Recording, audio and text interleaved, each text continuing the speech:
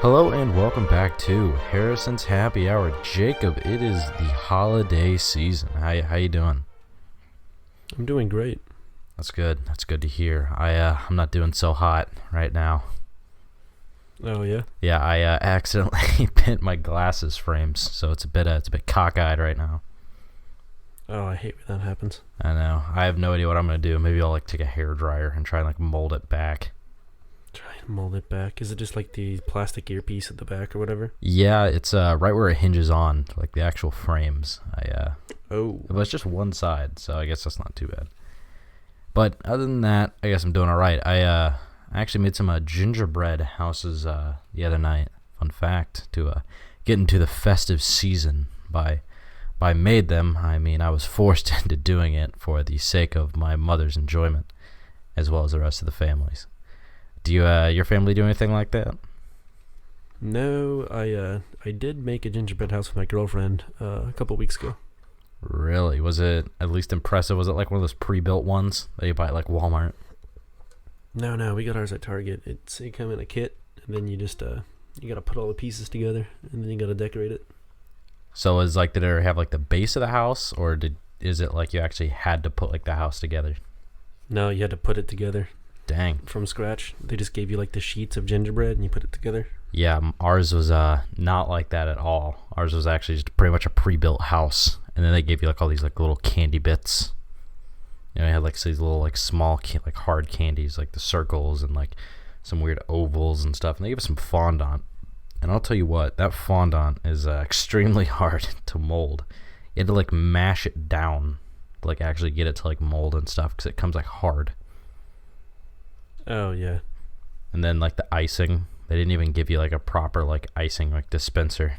You got like a plastic like flat triangle, you know, that you could like came apart, and then it comes like a cone, and then you had to shove like a little plastic bit down there, and then you had to cut open like this aluminum packaging to put in the frosting.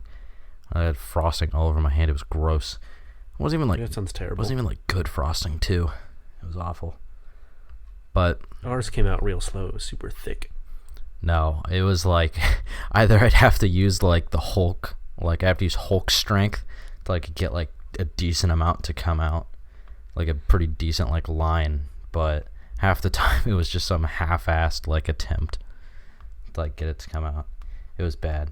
At least thankfully I didn't have to do like one of those cheesy Christmas cards that like some families make. You know what I'm talking about? Oh yeah, we don't do Christmas cards. We never have, thankfully. You know, like the ones where you have like your smiling children and you have like your dog, and it's like, oh, happy holidays from, you know, the Harrisons. I imagine it as being like the epitome of being white. Like, you know, you're... Yeah, look how happy we are. Look how happy you're not. I don't know. It's like our family is deceptively happy. Think about how long it took to actually get like the kids to smile for those photos. Ugh, it's like I'm not big on photo taking. I'll do it occasionally. So you better smile or I'll beat your ass. That's about the gist of it. Yeah.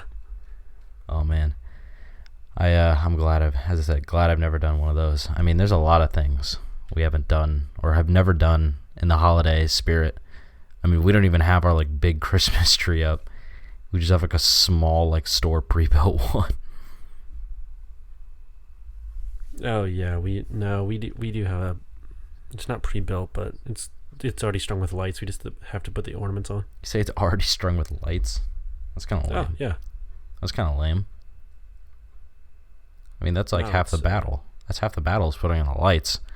I mean, I think the real reason why we haven't put ours up, like our actual big Christmas tree, is because having to take all of the ornaments, you know, Hallmark ornaments out of their boxes takes like forever.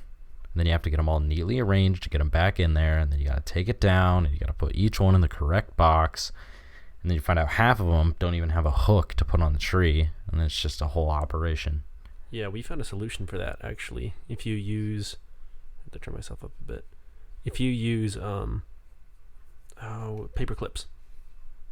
Oh yeah, I mean that's... You just you bend them out, yeah. I mean that's what we do. I mean, if they're missing like the other clips, but then like half the time it's like a little bit of like ceramic or plastic that broke off, so you actually have to just you can't use it and you have to throw it away. But the issue is it's like a Hallmark ornament. Hallmark ornaments are expensive, so you feel bad throwing it away. Yeah. You say, "Oh, I'll get it fixed," and then you never do. You never do. It just sits in the box every year. Like, oh, I'll fix it, and you just put it back in the bottom of the box. I know. So what about this one? No. It's just such a pain. And then you have to decide whether or not you want to put certain ones up where, and you have to get them evenly organized. I mean, you haven't even talked about fluffing the tree, because God forbid that you don't fluff it right. That sucks too. There's just too many things. But then if you put it too heavy on the ornaments in the front, then you need to put some in the back. But what's the point of putting ornaments on the back of the tree when you can't even see them? Because no one sees it, yeah. I know. I never understood that. So you've got this 3/4 decorated tree. I think a lot of kids are ungrateful for the Christmas season. You ever thought about that? I'm not big into half the music, although I found out I do love the Christmas rock music, so that's about the only Christmas music I'll listen to. It was like Trans-Siberian Orchestra, just the rock. You say rock, Christmas rock. You say Christmas rock? Yeah. What? How would you describe this to me?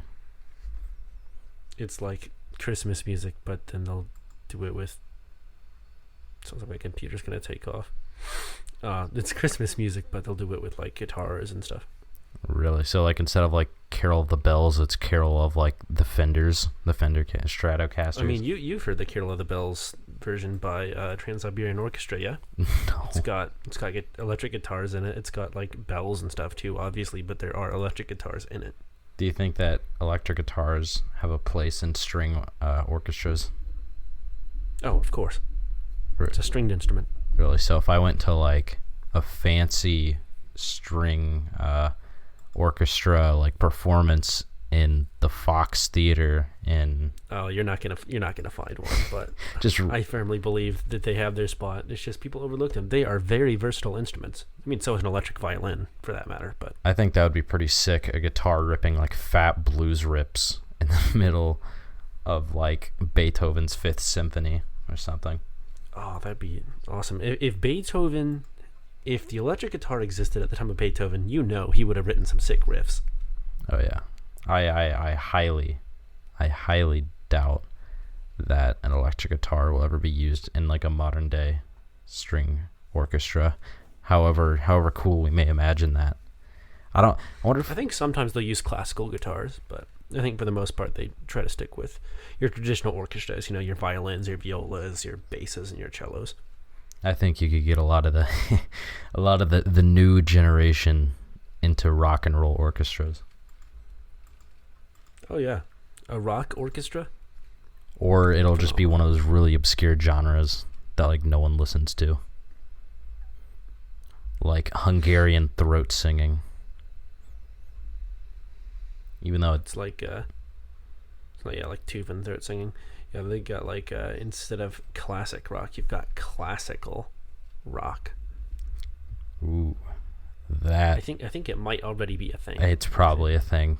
It's probably not an original thought. I mean, most of the stuff that we think probably isn't an original thought. When I search classical rock, I get classic rock, but you get the point. Yeah, you gotta dig deep. All right, let's reel it back into the Christmas spirit. You were we were talking a bit earlier, off recording, about strange Christmas traditions and such, and I actually found a website where it's 30 surprising things about the holidays you didn't realize, but obviously I'm not gonna go through all of those. The first one that I thought was interesting is stockings. According to legend, we hang stockings by the chimney with care because in the folklore, a poor man who didn't have enough money for his 3 daughters, in his house, they would hang up their stockings to dry on the chimney. Apparently, Saint Nick dropped a bag of gold down their chimney and landed in the stockings. And that's kind of where the gold ended, and that's how we have this tradition. Now, I mean, we don't... That would make sense. I think it's weird, though. How are you going to be that accurate with it? Wouldn't you think that some of the gold would fall in the fire? Hey, man, are you trying to say that Santa Claus isn't real right now? Are you saying he can't do it? I thought we were talking about patron Saint Nick here. Yeah, I mean, he's technically Santa Claus. I mean, yeah. I mean, he pretty much is. I mean, that was the original, story. Anyways, Next one I saw was apparently Rudolph the Red-Nosed Reindeer was actually a marketing ploy. Apparently, Rudolph the Red-Nosed Reindeer first appeared in 1939 when the Montgomery Ward department store asked one of its copywriters to create a Christmas story the store could give away as a promotional gimmick. The store has been giving away coloring books for years, and they decided they needed to make their own to save money. So this man created the Red-Nosed Reindeer, Rudolph the Red-Nosed Reindeer story for that. Interesting. I mean, there's a lot of modern holidays and stuff there. Most of the modern traditions are based on marketing gimmicks. I mean, yeah, even our modern day depiction of Santa is heavily influenced by Coca-Cola. You ever thought about that? I did. We actually have several of the Coca-Cola ornaments for our tree.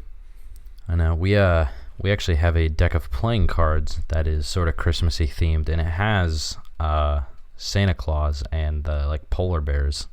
You know, because those polar bears were heavily used during the winter times for all their winter advertisements, and I think the early 2000s, I think it was. And those have been pretty influential in advertising targeting towards kids.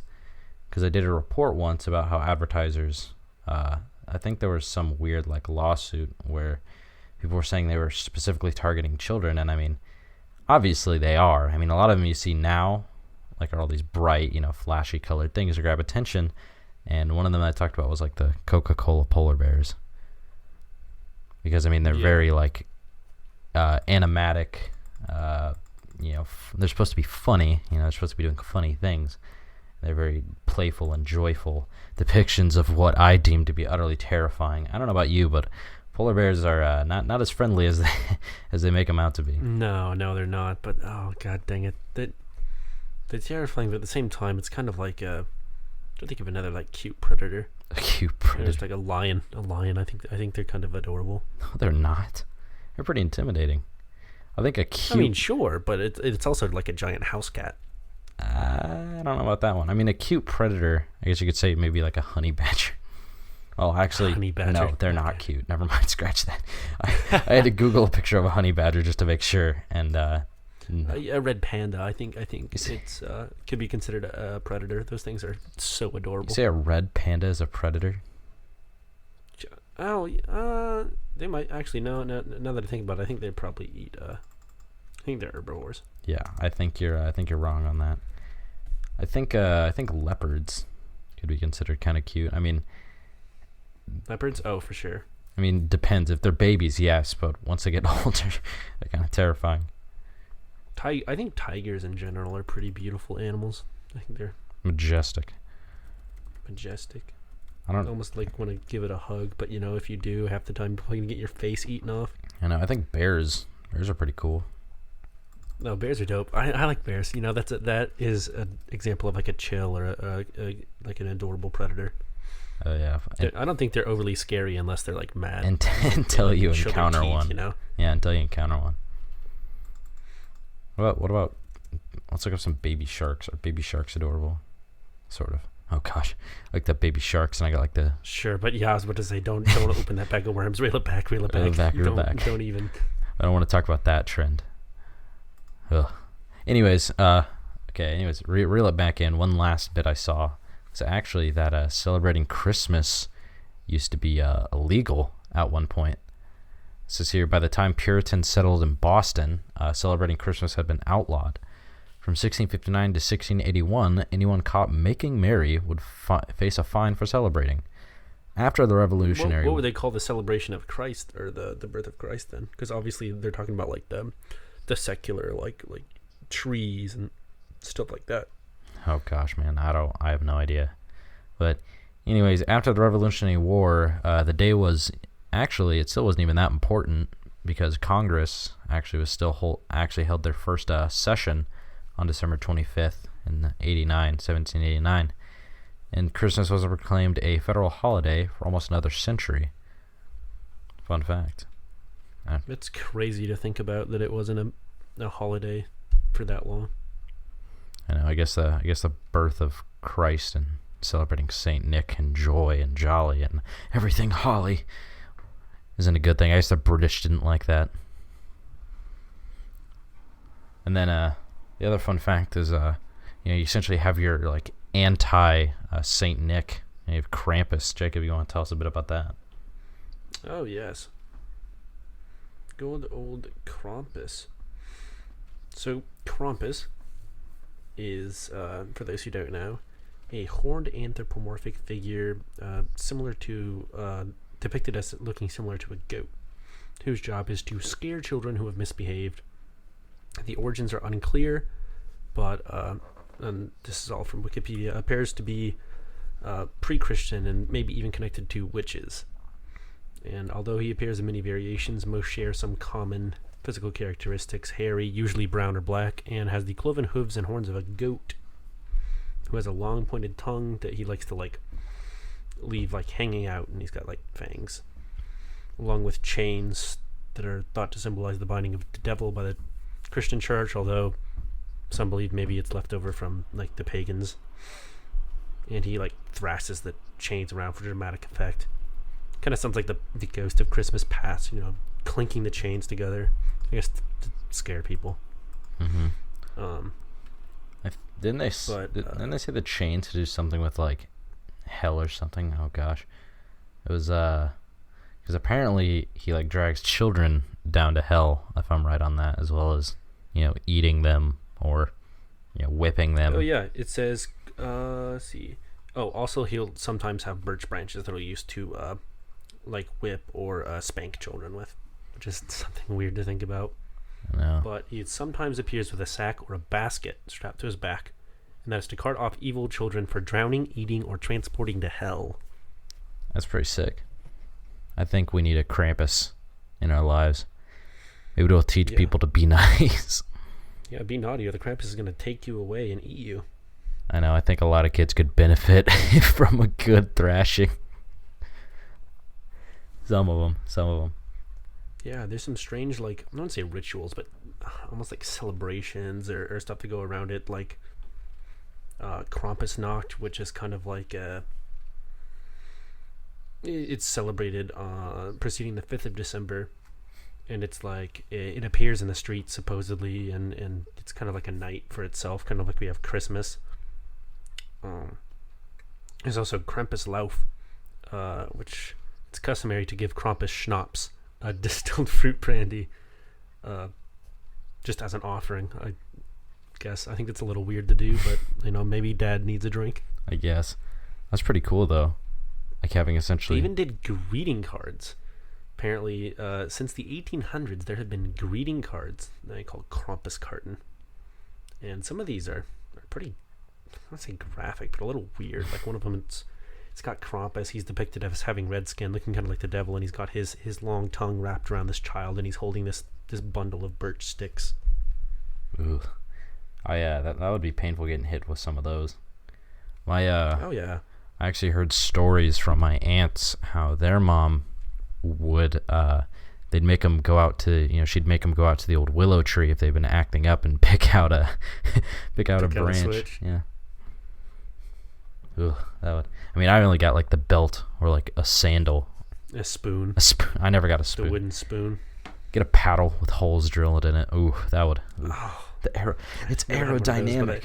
I've heard that people used to, back when teachers used to be able to do that in school back in the day, that those were the worst because the little holes would leave raised welts. Oof. Anyways, alongside going back to Krampus being part of Germanic tradition with Santa Claus, I mean, you also have Black Pete or Zwarte Piete. I probably pronounced that wrong. But he's also apparently part of Dutch / Germanic celebrations during Christmas, but it's more in the Netherlands in that area. But they actually have this festive parades with gift giving and such, and in there's Zwarte Piet, translated to Black Pete, who is often portrayed by people who don afro wigs and paint their faces black. Yeah, because that's not going to cause problems. Yeah, not at all. But apparently it was popularized by a 19th century children's book. The Black Pete character is said to make the annual trip to the Netherlands from Spain, and along the way he helps Saint Nick transport presents to good Dutch children and chunks of coal to those who misbehave. And there's a lot of issues right now of the interpretation of like why his color, the color of his skin is black. Some say he goes back centuries and is dark because he once represented the devil. Others say Black Pete depicts an African slave, subservient to Sinterklaas, which is Santa Claus. But a lot of people say, the ones who are still trying to like defend this character, is often from soot, because he's sooty from sliding down all the chimneys, delivering coal and gifts. And I mean, that's kind of like the last like standhold that they're using to like defend it against claims of racism. I mean, that would make sense. What movie was it? The Sound of Music. They had the chimney sweep. His face was kind of sooty. I wouldn't say it was covered in black, but there was quite a bit of black makeup they used to represent the soot because he was a chimney sweep. But those things are disgusting. Yeah, I think the biggest issue right now is that like trying to say that it's only black from soot is they also throw in the character's traditional red lips, hoop earrings, and I mean those are obviously very racially targeted. And the afro. Yeah, the afro doesn't make for a very good case against it not being blackface, because anyone looking on it can very clearly see that that's blackface. Yeah.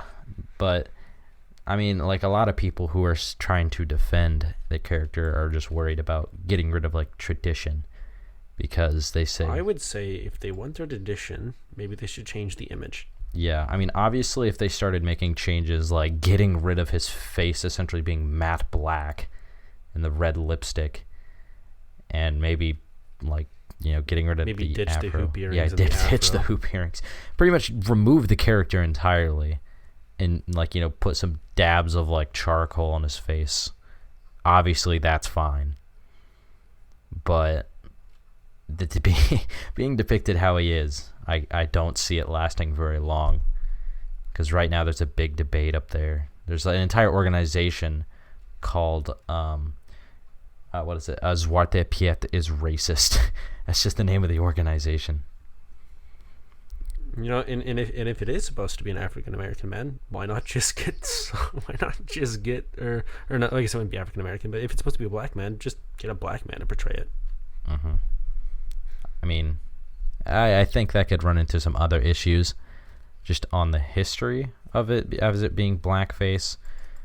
But I mean, I don't really care who plays like the role of him if he wasn't like a racist caricature as he was. I mean, if he's white or if it's just a white or black man, a bit of a caricature. Yeah, say if it's just a white or black man in like because he has like jester's clothing kind of. I think it's kind of like jester clothing. I mean, like if it was just like a normal dude with that on and like nothing else, nothing racist, obviously racist, like matte black face and red lipstick, then that's like fine.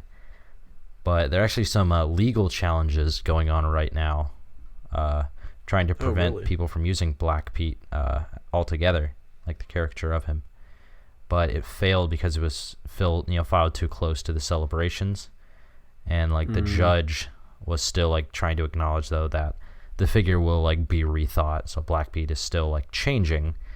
So soon they're expecting him to be kind of rebranded. Yes, a little bit. Yes, look different. Yeah, I would say the most important thing though is that the discussion is continuing, and trying to get like obviously get rid of like a lot of the racial stereotypes that comes with a black face. Yeah, well, at least there's discussion about it, and it's not just being ignored. Because I watched a interview, I believe it was a reporter of NPR, or it was another broadcasting channel, I think, but he actually went to one of the parades where they had Black Pete there, and he was interviewing people and asking these Dutch people whether they thought it was racist, and they were just saying, no, it's just tradition. It's not really something they put a lot of thought into before. And I mean, they were being nice to him. It's not like they were being They weren't being racist, but they were kind of, I guess, allowing something to exist. I mean, it's always a tricky thing trying to fix a lot of this, but definitely in this case, there needs to be some change. Yeah. I don't think there's any weird traditions that we celebrate similar to our characters like Black Pete here in America. I mean, we're pretty standard with just Santa Claus. I mean, even... Yeah, well, we're also... I would say we're probably a little more diverse than the Netherlands, and so I don't think anything like that would stand for very long anyway. Oh, no. I think it's also kind of interesting, though, because this is like another person of the Posse that Santa travels with. There must be a lot of room in his sleigh for Krampus, A lot of Santa, and Black Pete to ride along with. He's got the Christmas sedan. The Christmas sedan, yeah, read by a marketing ploy, led by major corporations like Coke. Shoot, maybe we shouldn't say the word Christmas sedan. Maybe Toyota or someone's going to come out with some commercial. We're going to have to be like, hey, that was our trademark it. You heard it right now. We're trademarking it. Legal action will be taken. I mean, really, Santa Claus as a whole. I mean, the entire like modern day traditions, it feels like, of Christmas is just one big marketing ploy. Oh, yeah, for sure. Well, it's kind of like Halloween. That too. Candy. Yeah, we're not really worried about keeping away spirits and things. I mean, Coca-Cola was really the big player in like the modern day depiction of like Santa and the use of him. The crazy thing is, how much do you think... I don't even think they get most of the benefit out of the holiday now, unless there's something going on behind the scenes that I don't know about. I don't know. I mean, as I said, they have the branding of Santa with like Coke products. Really, I mean, they run those a lot. Oh yeah, that's true. They always do put the Santa on the Coke products at Christmas time. Mm-hmm. Or at least some sort of Christmassy theme. Here, kind of like the first, I mean, like the whole like depiction of Santa is very weird, like the whole timeline. The first depiction was it being essentially the name Santa being a moniker for Saint Nicholas, and his story originally began in 4th century AD, roughly, in what is now known as modern day Turkey, where a man named Nicholas became the bishop of a village called Mura. St. Nicholas also, despite being the patron saint of many European countries, it was in the Netherlands where we first began to see some resemblance of the Santa Claus we're familiar with, like right now. Because each year, people honored St. Nicholas with the feast of St. Nicholas, which in place parents would leave gifts out for their children, which the kids were led to believe that St. Nicholas did. So kind of like how our parents set out Christmas gifts with the name Santa on it. That would make sense, yeah. And apparently the Dutch version of Saint Nick at that time rode on a donkey, and he wore a tall, pointy bishop's hat, and he would essentially walk around the streets.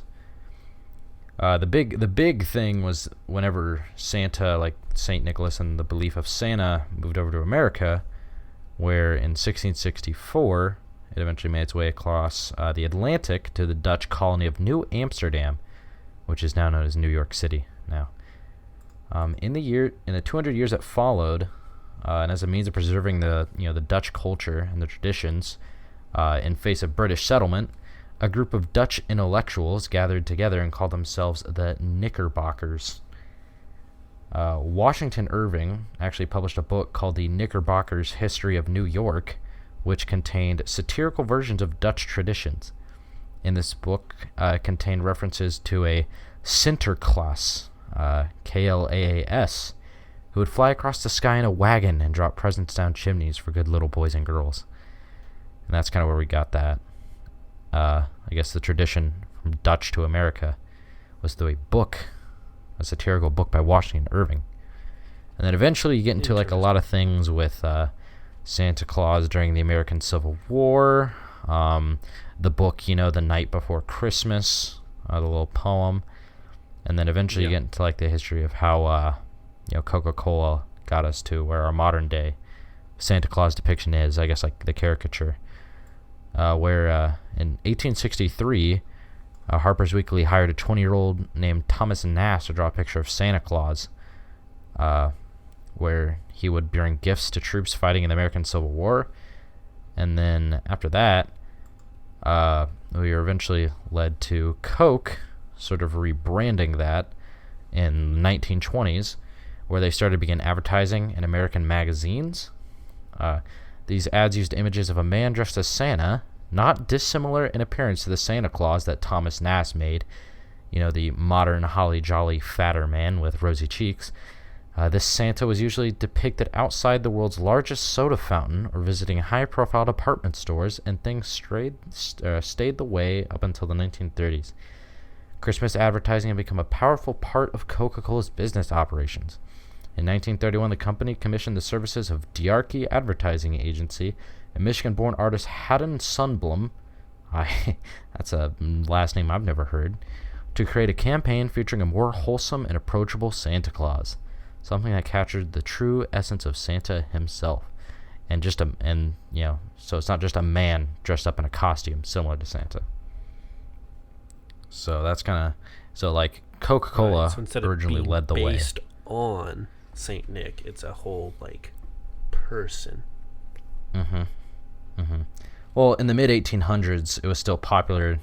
Like, they drew Santa Claus either in like his bishop's robe, or sometimes as a man with a pointed hat, long coat, and a straight beard. Because the original depiction of Santa Claus he was essentially a bishop, and he wore the bishop hat.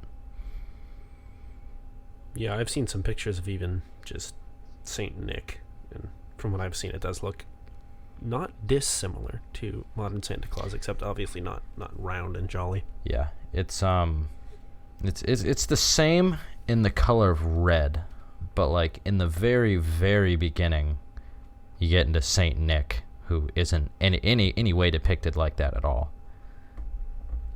Because then you get into modern Saint Nicholas, where he loses the bishop's robe and the bishop's hat, and now has, I guess, I don't even know what you would call him wearing. I guess it is technically a robe of sorts, but it's not open. I guess it's got buttons, so he's got the belt. Yeah, and I guess the hat still is kind of pointed, but it's got a tuft on top, and now it's usually droopy. I don't know. I mean, Christmas as a whole is still a very, very confusing origin story. Because once we don't celebrate things like Krampus, Krampusnacht, and we also don't do, Black Pete. It's so many different cultures have so many different ways of celebrating Christmas, and having different characters. But for us, we have corporate Santa Claus and corporate Rudolph the Red-Nosed Reindeer. So I guess I'd like to give a shout out to Coca-Cola and the original advertising company, the Montgomery Ward Department store. Thank you. What's interesting to me is, though, some of the other like solstice time holidays don't seem to have been done that way. Like, Hanukkah, to my knowledge, hasn't been mass marketed in that way. Kwanzaa, don't know a whole lot about Kwanzaa, but to my knowledge, it again hasn't been taken over by the corporate entities and stuff like that. I think it's interesting that Christmas is what's been done with that. Mm-hmm. And now we're getting into the movement of just celebrating the holidays. The holidays, which isn't bad. I know. So it's just the holidays. There's a lot of holidays around this time. Obviously Christianity, we have Christmas. For the Jewish, they've got Hanukkah. I'm not really sure who celebrates Kwanzaa, but I do know it's a thing. And then there's also just people who celebrate the winter solstice. Mm-hmm. There's something for everyone. There's something for everyone. It's like religions. You have your people who don't believe anything, atheists. You have people who believe that, in Jesus Christ. You got Christians. You got people, you get the Catholic Church, and then you get, the whole branches and stuff of Christianity and Catholicism and It's a Baptist. mess. It gets confusing. But there's just so many different iterations and variations there. So there's always something for someone to celebrate. Well, Whatever you're celebrating, celebrate well. Be smart. yeah. Have fun. Don't be stupid. I guess that's where we'll end it off. Thank you so much for tuning in, and happy holidays to you and yours. And we will see you in the next happy hour.